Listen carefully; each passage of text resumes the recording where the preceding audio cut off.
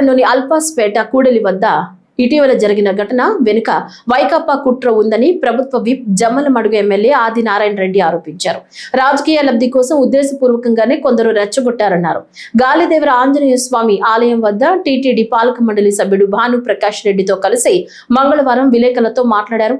తాజాగా ముగిసిన కడప నగరపాలక సంస్థ ఆధ్వర్యంలో గతంలో నిర్వహించిన కౌన్సిల్ సమావేశంలో వైకాపా కౌన్సిలర్లు చేసిన తీర్మానం వల్లే ఇదంతా జరిగిందన్నారు.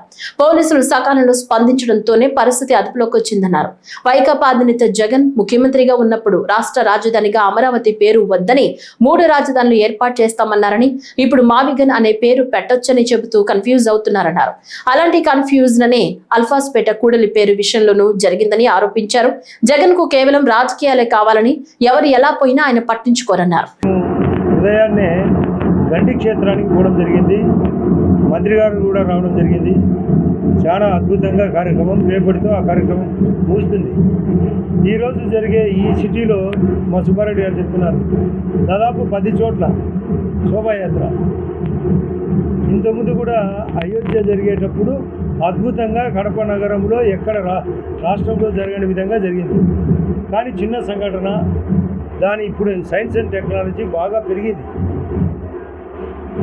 ఎడ్యుకేషన్ పెరిగింది, అంతరిక్షంలోకి పోయి అక్కడ జరిగే కార్యక్రమాలు కూడా తెలుసుకోండి. ఈ రోజుల్లో చిన్న చిన్న ఆలోచనలతో రెచ్చగొట్టేది మానుకోవాలి, ముఖ్యంగా వైఎస్ఆర్ పార్టీ వాళ్ళు. మన జరిగినది వాళ్ళు కానే కాదు, స్థానికులు కాదు, వైఎస్ఆర్ పార్టీ వాళ్ళు స్పష్టంగా. దీనికి పేరు పెట్టడం కాదు, వాళ్ళకి కావాల్సింది డిస్టర్బెన్స్. అమరావతిని ఒప్పుకునే జగన్మోహన్ రెడ్డి మళ్ళీ 3 రాజధానులని మళ్ళీ అమరావతి రీస్టార్ట్ చేస్తే మోడీ గారు దాన్ని ఒప్పుకోకుండా మావి గారు అంటే కన్ఫ్యూజ్ చేసేదానికి ప్రతి ఒక్క కార్యక్రమం చేస్తారు. మన జరిగిన ఆల్మాస్పేటలో కూడా టిప్పు సుల్తాన్ పేరు అనేది పైకి అసలు రాజకీయం.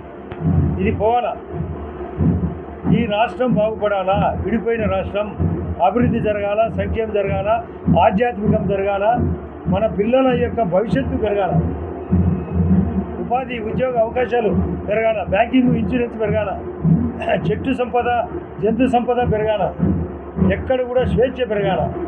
స్వేచ్ఛ పెరగాల్సిన చోట స్వేచ్ఛ నశించడం, ముఖ్యంగా ఇక్కడ ఎవరిని రెచ్చగొట్టాల్సిన అవసరం లేదు. హిందూ సమాజం బలంగా ఉంది, వాళ్ళను కూడా ఇతర క్రిస్టియానిటీ కానీ ముస్లిమ్స్లో కానీ కూడా మేము సామరస్యంగా పోవాలనే బీజేపీ పార్టీ కానీ ఈ యొక్క కూటమి పార్టీ కానీ సిద్ధాంతం.